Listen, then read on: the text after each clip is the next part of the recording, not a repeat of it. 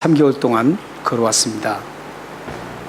우리가 고린도전서를 성숙함으로 나가는 주제라는 그 가지고 고린도전서를 지금까지 저희들이 함께 나눴는데 오늘로서 이제 고린도전서가 마무리가 되겠습니다. 지금까지 우리가 어떻게 하면 성숙한 그리스도인이 될 수 있을까? 그렇게 나갈 수 있을까? 이렇게 고민하면서 나눈 말씀이 3개월 동안 많았습니다. 지금까지 다 기억 안 하셔도 오늘 드리는 이 말씀만은 꼭 기억했으면 좋겠습니다. 오늘 나누게 된 이 말씀을 통해서 이 말씀을 좀 붙잡고 꼭 성숙한 그리스도인이 되어서 하나님의 영광을 돌려드렸으면 좋겠습니다. 성숙하지 않으면 절대 하나님을 드러낼 수 없다라는 겁니다. 우리가 그 한국 교회가 지금 많은 욕을 먹고 있는 것은 성숙하지 못했기 때문에 그렇습니다.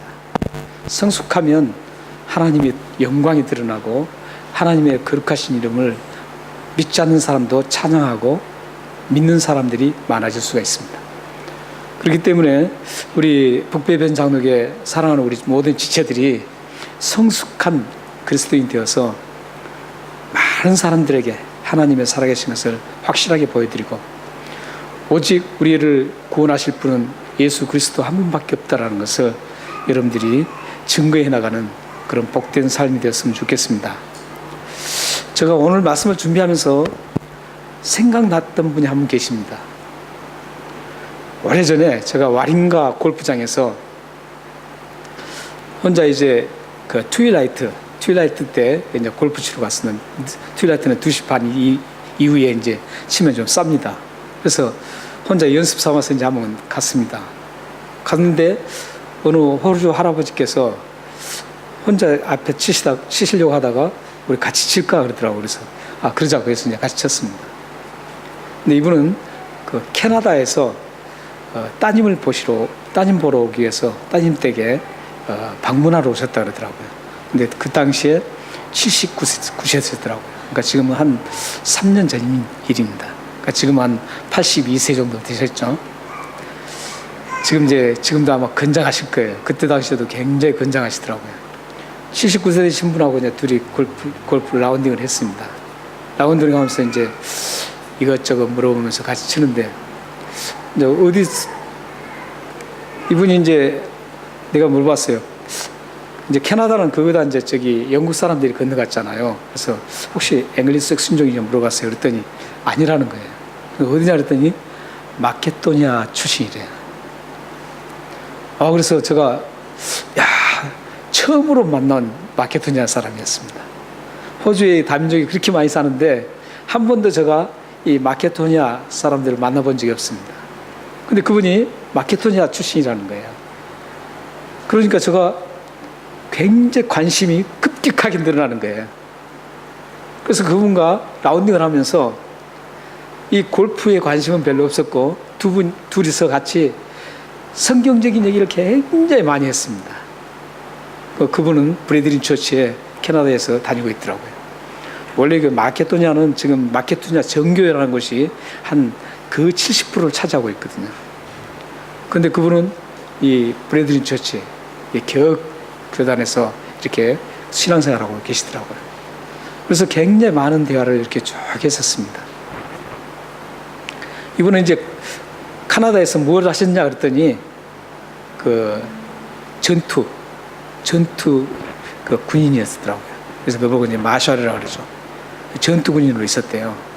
그래서 은퇴하시고 이제 지금 따님 집에 오셨다 그러더라고요. 그래서 저는 이제 마케도니아 해서 오늘 본문에 나오는 마케도니아가 딱 생각나는 거예요. 근데 오늘 본문 나오는 마케도니아는 그렇게 생각을 많이 안 했어요. 어디에 나온 마케도니아 생각했냐면 사도행전 16장 6절에서 10절 나오는 말씀을 생각했습니다. 제가 이제 띄웠습니다. 사도행전 이 16장 6절에서 10절 저 말씀은 유럽과 아시아의 역사를 바꿔놓는 사건입니다. 굉장한 사건입니다. 저는 그분이 마케도니아에서 출신이라고 해서 저 말씀이 딱 생각나는 거예요. 그래서 이분은 분명히 성경적인 백그라운드를 많이 가지고 있기 때문에 충분히 성경적인 이 대화가 이루어지겠다고 해서 계속 했는데 라운딩 하면서 끝까지 성경 얘기하고 마쳤습니다. 근데 이 마케도냐가 굉장히 중요한 요소였었죠. 이 마케도냐가 사건이 인류 역사의 분기점을 만듭니다. 그러니까 유럽과 아시아의 역사의 분기점이 되는 사건이 이곳에서 일어났습니다. 사도 바울은 원래 이제 예수님을 만났습니다. 다메섹 도상에서 예수님을 만나고 이방인의 사도로 부름받죠. 이방인들을 복음을 전할 그 사도로 부름받고 이제 그 사도 바울이 이 복음을 전하기 위해서 계획을 짭니다. 짜는데 어떤 계획을 사도 바울은 짰냐면 유럽 쪽이 아니라 아시아 쪽으로 복음 전파하기 위해서 계획을 짰습니다. 그래서 사도 바울의 모든 행적을 보면 초기에는 전체가 아시아 쪽으로 다 쏠려 있어요. 특히 이제 이 사도행전 16장에 나온 말씀 보면 저기 보면 무시아라는 거 8절 보세요. 무시아를 지나 드로아에 내려갔는데 그러죠. 이제 복음 전파를 하기 위해서 사도 바울 계획대로 복음을 전하기 위해서 이제 선교를 하기 위해서 아시아 쪽을 방향으로 딱 잡고 이제 무시아에 딱 갔습니다. 무시아는 이스탄불하고 좀 가깝습니다. 그래서 그곳에서 이제 이스탄불 지나서 저기 비두니아가 나오죠. 무시아를 지나서 비두니아 쪽으로 가서 아시아 쪽으로 진출해서 계속 복음을 전하려고 했습니다. 그런데 성령님께서 계속 그것을 가지 못하도록 막는 거예요. 그래서 어쩔 수 없이 비두니아 반대 방향인 드로아로 갑니다. 드로아가 어디냐면 터키의 이스탄불과 터키의 제2도시 이즈밀 사이에 있습니다. 중간에 있습니다.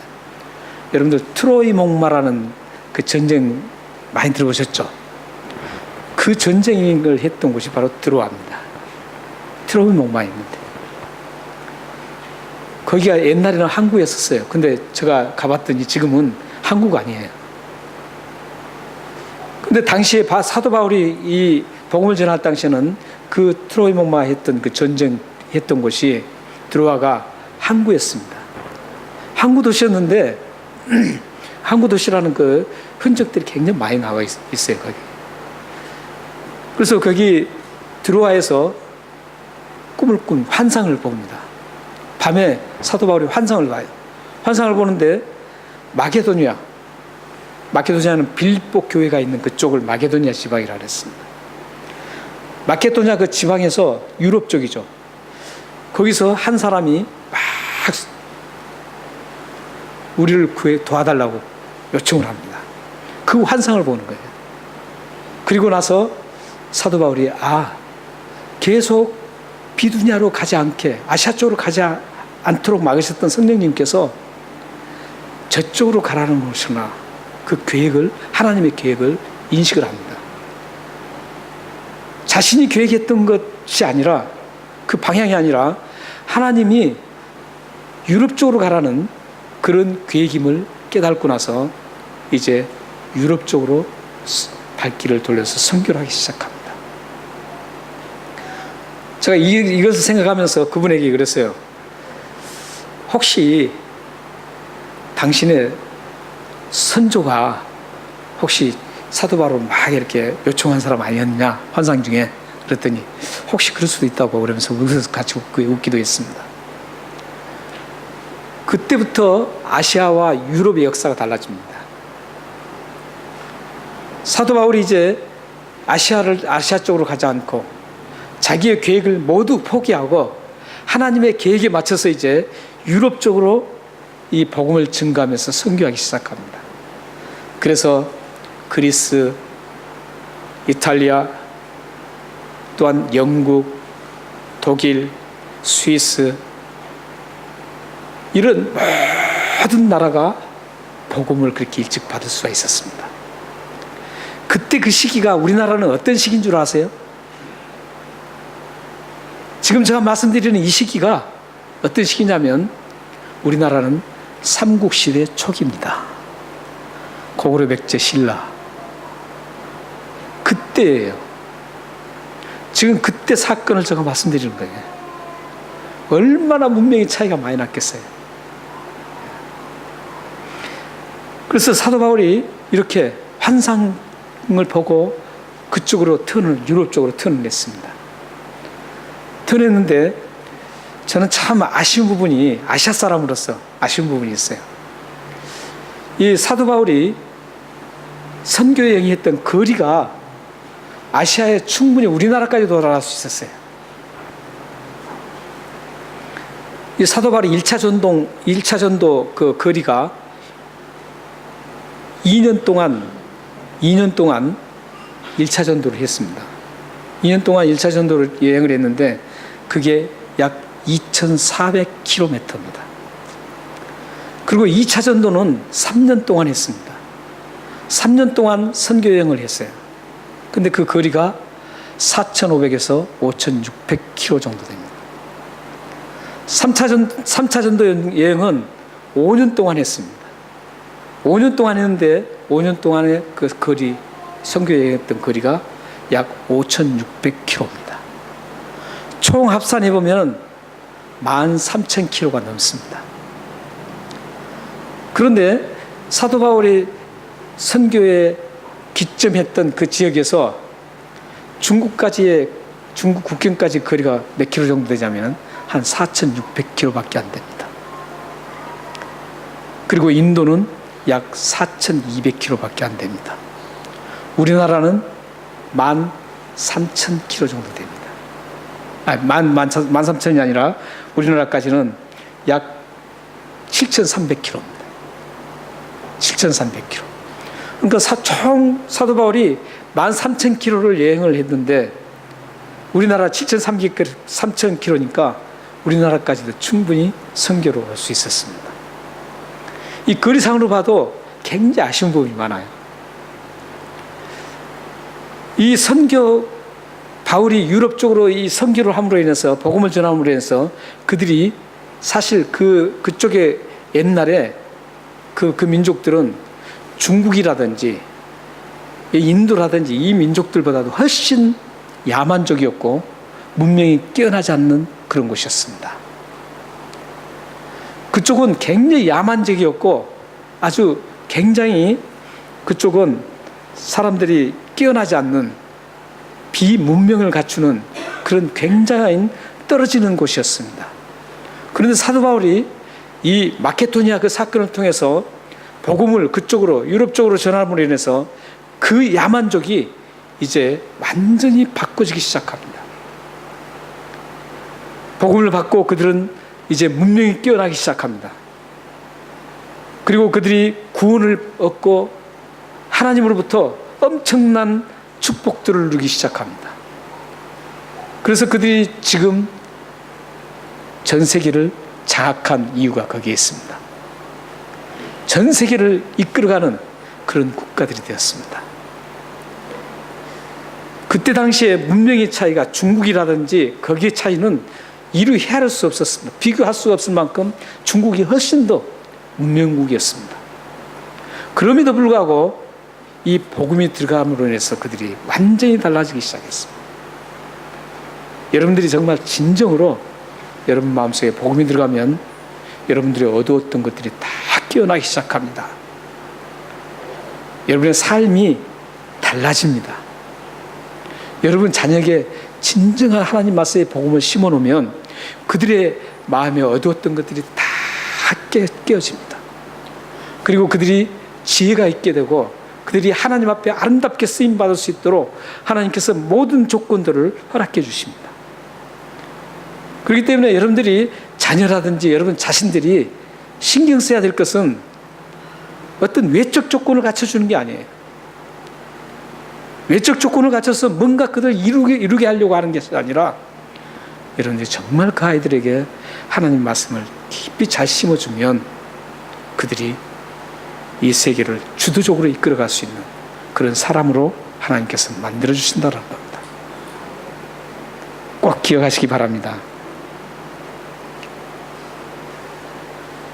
마케도냐는 사도 바울이 세운 계획이 무산되고 하나님의 계획이 펼쳐지는 장소의 상징입니다. 그러니까 사도 바울의 생애 속에서 결정적으로 자신의 모든 계획을 포기하고 언제나 하나님의 뜻과 하나님의 계획을 붙잡고 가야 된다는 그런 장소가 바로 이 마게도냐입니다. 이 마게도냐를 통해서 이 사도 바울은 그 모든 것들이 하나님의 뜻대로 가야 된다는 것을 그 인생의 모든 전제 조건으로 삼았습니다. 그러니까 사도 바울은 그 이후에 모든 행적을 보면 전제 조건이 있었어요. 그 전제 조건은 내 뜻이 아니다.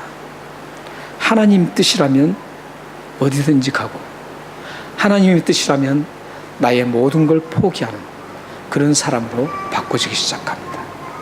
그래서 이 마케도냐 환상의 사건은 사도 바울에게 있어서 굉장히 중요한 사건 중에 하나입니다. 오늘 말씀 5절 6절과 또 8절 9절 말씀 거기에도 이 마케도냐 사건 이후에 사도 바울이 자기의 모든 뜻과 자기 자신의 계획들을 다 버리고 포기하고 하나님의 계획을 따르겠다는 강한 의지가 담겨 있습니다. 5절 6절에서는 우리 5절 6절 한번 읽어보겠습니다. 자, 시작. 내가 마게도냐를 지날 테이니 마게도냐를 지난 후에 너희에게 가서 혹 너희와 함께 멀며 겨울 지낼 듯하니 이는 너희가 나를 내가 갈 곳으로 보내주게 하렵니다. 여기 보면은 지금 사도 바울이 마케도냐는 잠시 지나는 과정으로 삼고 있어요. 그 장소를. 그리고 가서 머물고 싶은 곳이 지금 어디냐면 고린도 교회입니다. 고린도. 지금 겨울을 지나겠다고 그러죠. 이 시기가 지금 약 3개월 정도 여기서 머물렀다고 그래요. 성경적으로 보면 약 3개월 머물렀습니다. 고린도 교회에서는 고린도 가서는 계속 한 3개월 동안 머물게 됩니다. 그러니까 마게도냐는 그냥 지나치는 하나의 경유지고 정말 사도 바울이 가고 싶었던 곳은 자신이 교회를 개척하고 나서 한 번도 가지 못했던 그 고린도 교회.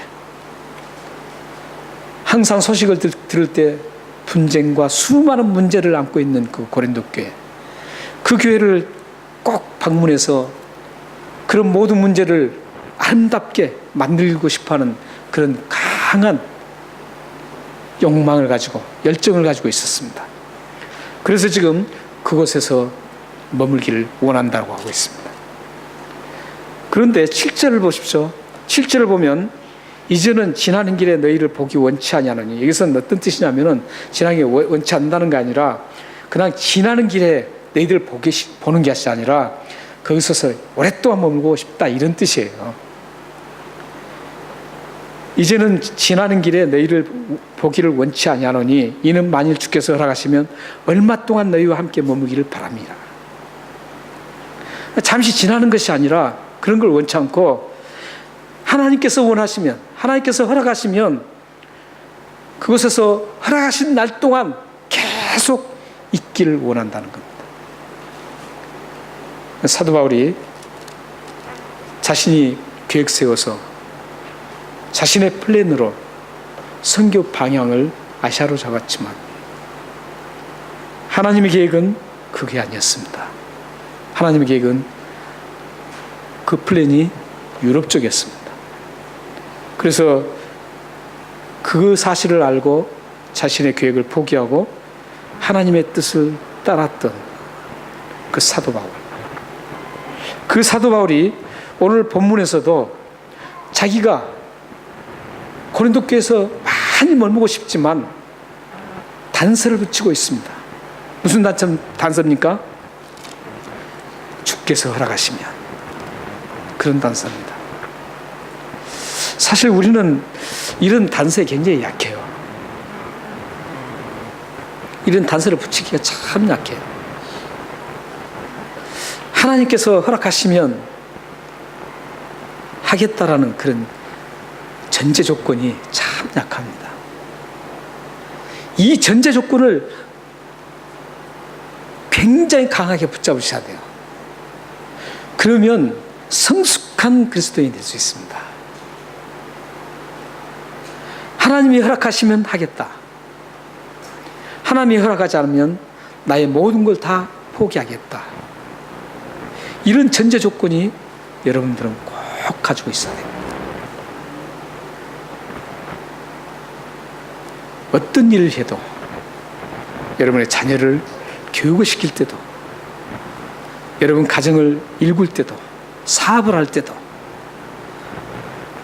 어떤 사람을 만나든지 전제 조건이 있어야 됩니다.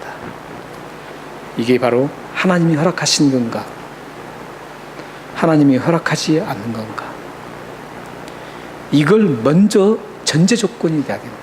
모든 일에, 모든 사건에 맨 먼저 전제 조건이 하나님이 허락하심입니다. 이 조건을 여러분들이 꼭 기억하셔야 됩니다. 그리고 여러분의 생활 속에 꼭 여러분들이 그걸 적용해 살아야 됩니다. 사도 바울은 지금 자기가 그렇게 고린도 교회에서 오랫동안 머물고 싶지만 자기가 머물고 싶은 그런 모든 것들이 아니라는 거예요. 하나님이 허락하시면 저가 그렇게 하고, 하나님이 단 하루에 있다가 가라 그러면 가겠다라는 거예요. 뿐만 아니라 8절 9절도 동일한 그런 의미가 있습니다. 8절 9절 보십시오. 내가 오순절까지 에베소서에 머물려 함은 내게 광대하고 유한 문이 열렸으나 대적하는 자가 많았습니다. 지금 이 편지를 쓰고 있을 때 어디에 있었냐면은 에베소서에 지금 머물고 있습니다. 사도 바울이 지금 에베소서에 머물고 지금 있습니다. 있는데 에베소서에서 지금 자신의 계획은 오순절까지 머물고 싶다는 거예요. 왜냐하면 그 두 가지 때문입니다. 두 가지가 여기 9절에 나오죠. 지금 에베소 상황이 복음을 전파할 수 있는 문이 활짝 열렸다는 거예요. 좋은 기회라는 거예요. 복음을 전할 수 있는 좋은 기회가 열렸다는 거죠. 그래서 그곳에서 머물고 싶어 하는 겁니다. 그런데 또 한 가지는 대적하는 사람들이 많다라는 겁니다. 그러니까 저건 전혀 상반된 두 가지 조건이 일어나는 겁니다. 하나는 복음의 문을 활짝 열려서 지금 복음 증가기에 가장 적절한 기회라는 거죠. 그런데 한편으로는 자신을 위협하는 그 대적자들이 굉장히 많아서 자신이 위험에 빠질 확률이 굉장히 많다라는 거예요. 이 두 가지 중에 지금 어떤 것을 선택하느냐에 지금 기로에 서 있습니다. 그런데 바울은 다음에 하나님의 허락하심으로 에베소서에 머물기로 원합니다. 에베소서 머물러서 있다가 사도행전 20장 1절 보면 사건이 일어나서 급히 떠나게 됩니다. 에베소서 머물면서 복음을 열정적으로 전했습니다. 여기서 우리는 선택을 보면 조건적인 선택일 때 보면 이런 것들이 있죠. 힘든 거 선택할 것인가, 아니면 좋은 쪽을 선택할 것인가, 이런 두 가지 끊임없는 우리 삶 속에서 일어납니다. 그럴 때 우리는 갈등하게 됩니다.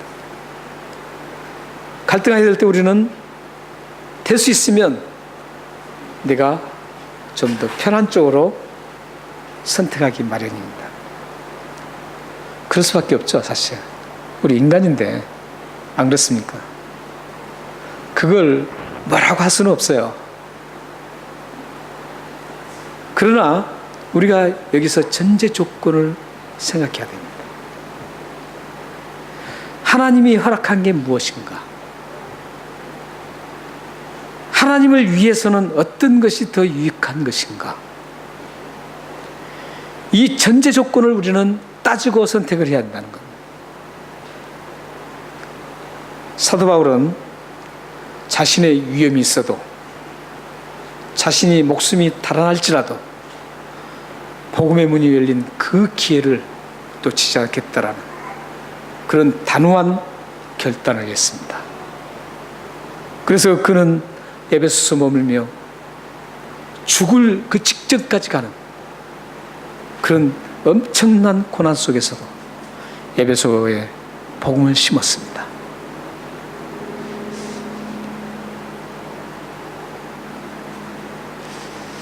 여기 보면 이제 두 가지 갈등이죠. 하나는 장소적인 갈등, 하나는 조건적인 갈등, 두 가지 갈등이었습니다. 어디를 갈 것인가? 그곳에서 얼마 동안 머물 것인가? 이런 장소적인 갈등. 그리고 조건적인 것은 나에게 유익이 되는가? 하나님 나라에 유익이 되는가? 이 두 가지 조건입니다. 여러분들이 이 세상을 삶을 살다 보면 언제든지 우리 정상적인 그리스도인들은 이 두 가지에 꼭 부딪히게 되어 있습니다. 이 두 가지 갈등 속에서 우리는 무척 마음의 괴로움을 당하고 마음의 갈등을 느끼기 시작합니다. 그럴 때 어떤 결정을 해야 될까요? 하나님이 허락하시는 결정. 그 결정은 바로 하나님이 기뻐하시는 결정입니다. 하나님이 허락하시는 결정은 하나님이 기뻐하시는 결정입니다. 하나님을 유익하게 하는 결정입니다. 나의 기쁨이 아니고 나의 유익이 아니고 하나님의 기쁨이 되고 하나님이 영광이 되는 그런 결정이 하나님이 허락하신 결정입니다. 사랑하는 여러분들이 이 두 가지 갈등에 있을 때 항상 하나님을 선택하는 그런 전제 조건을 꼭 선택하시기 바랍니다. 그렇게 하나님의 계획에 여러분들이 여러분의 계획을 포기하고 하나님의 계획을 따를 때 어려움을 당할 수도 있습니다. 극심한 고통이 올 수도 있습니다. 또 반대로 보람이 있을 수 있고 기쁨이 있고 즐거움도 있을 수 있습니다. 또한 힘겨워서 눈물을 흘려야 될 때도 있습니다. 하지만 우리가 그리스도인이라면 예수 그리스도의 십자가로 우리의 죄를 용서받고 하나님의 자녀가 되었다면 우리는 극심한 고통이 있을지라도 눈물을 흘릴지라도 포기할 수 없습니다. 하나님의 이름을 위해서는 포기할 수가 없습니다. 하나님의 기쁨을 위해서는 포기해서는 안 됩니다. 어려움이 있고 고통이 따르더라도 우리는 가야 합니다. 그게 바로 그리스도인 아니겠습니까? 그리스도인과 그리스도인이 아닌 차이가 바로 이런 차이입니다. 내가 비록 어렵고 고통이 심하고 아굴골짝 같은 그런 처참한 곳일지라도 그곳이 하나님의 영광을 위하고 하나님의 이름이 드러난 곳이라면 그곳으로 가야 합니다. 그것이 하나님의 영광을 위한 것이라면 그것을 선택해야 됩니다. 나의 기쁨과 나의 안위와 나의 행복을 위해서 기쁨을 위해서 선택하는 것은 그리스도인의 선택이 아닙니다. 근데 하나님께서는 참 놀랍습니다. 우리가 이렇게 참 하나님을 따르기 위해서 선택했을 때 고통과 눈물과 극심한 근심이 있을지라도 하나님은 그것을 그대로 가지고 가지 않도록 우리에게 무기를 주셨습니다. 두 가지 무기입니다. 그게 말씀과 기도입니다. 힘들고 어렵게 그 길을 갈 때 말씀을 쭉 보면 그 말씀이 나에게 다가와서 위로해 주시고 힘 주시고 기쁨을 일어나게 하시고 평안을 주시는 겁니다. 그러나 내가 나의 기쁨과 선택을 위해 선택하면 그곳에는 기쁨이 없습니다. 평안이 없습니다. 그리고 기도가 있습니다. 기도하면 하나님께서 다 응답해 주십니다. 요즘 제가 좀 몸이 컨디션이 안 좋거든요. 안 좋아서 제가 지금 계속 말씀을 계속 묵상하고 애우고 있습니다. 말씀을 계속 굉장히 많이 외웠습니다. 그동안에 외우고 묵상하고 있습니다. 묵상하는데 그 중에 제가 하나를 소개해 드리겠습니다. 빌립보서 4장 6절에서 7절입니다. 함께 읽겠습니다. 시작. 아무것도 염려하지 말고 다만 모든 일에 기도와 간구로 너희 구할 것을 감사함으로 하나님께 아뢰라.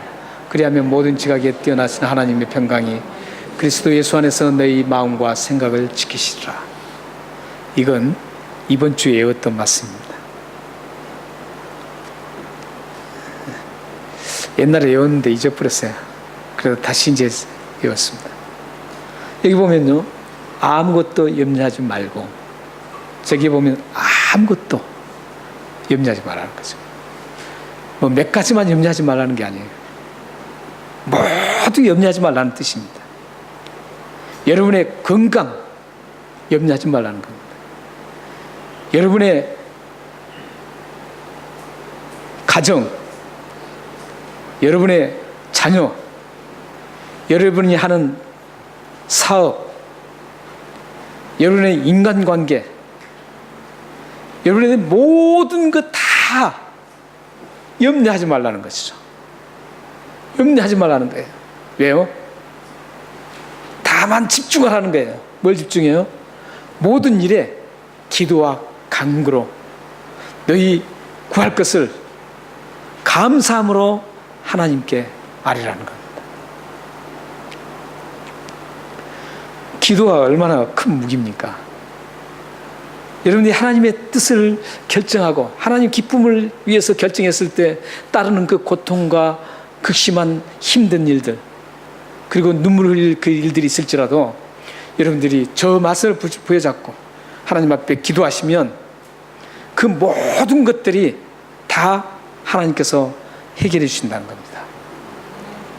여러분들이 가지고 있는 그 수많은 문제들, 그 문제가 정말 하나님의 영광을 위한 문제라면 확실하게 하나님은 해결해 주십니다. 하지만 여러분의 영광을 위하고 여러분의 기쁨을 위한 거라면 하나님은 관심 없습니다. 기도응답 가장 잘 받는 길이 이걸 파악하는 겁니다. 이걸 파악해서 기도할 때 기도응답이 굉장히 빠릅니다. 그렇게 되면 어떻게 됩니까? 모든 지혜에 뛰어나신 하나님께서 말이죠. 하나님의 평강이 그리스도 안에서 너희 마음과 또한 너희 생각을 지켜주신다. 모든 걸 다 지켜주신다는 겁니다. 사실 마음과 생각 때문에 문제입니다. 모든 게. 우리의 환경이 문제가 아니에요. 마음과 생각이 고쳐지면 다 풀어지게 돼 있습니다. 마음과 생각 때문에 모든 문제가 일어나는 거예요. 그렇지 않습니까? 마음이 안 맞고 그러니까 문제가 생기는 거죠. 생각이 안 맞으니까 그래요. 그러나 마음과 생각이 하나님으로부터 공급받아서 이루어진다면 모든 게 문제가 될 것 없습니다. 사랑하는 성도 여러분, 주님을 따르기 위해서 여러분의 계획을 포기할 때, 또 주님의 계획을 위해서, 주님의 영광을 위해서 여러분의 모든 것들의 즐거움을 포기할 때 하나님은 여러분들을 붙잡고 여러분과 여러분 가정과 여러분 자녀들을 붙잡아서 아름답게 주님의 영광을 위해서 사용하실 것입니다.